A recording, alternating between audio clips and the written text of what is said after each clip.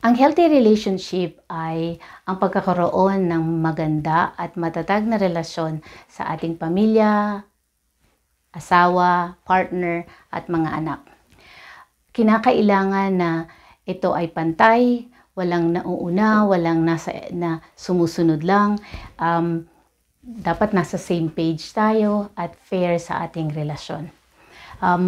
Para magkaroon tayo ng healthy na relationship, importante na meron tayong pantay na pagtingin at pagtanggap doon sa pag-ibig, sa tiwala, sa respeto, sa responsibilidad at sa accountability sa ating relasyon. Ano ba ang mga paraan para mapatatag at maging maganda ang ating relasyon, na magkaroon tayo ng healthier na relationship?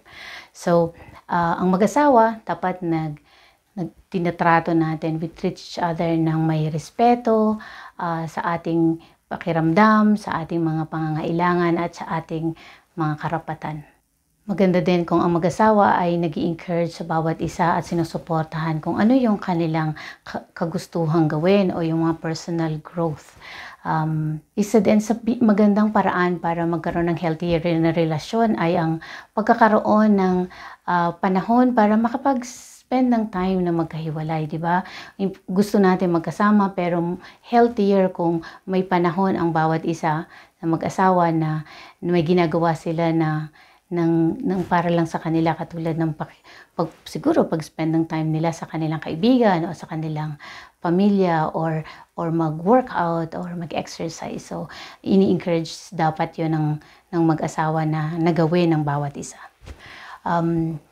Isa din sa paraan or foundation para magkaroon ng healthy na relationship ay magkaroon ng tiwala na ang relasyon ay isang safe na space para sa ating physical at emotional expression.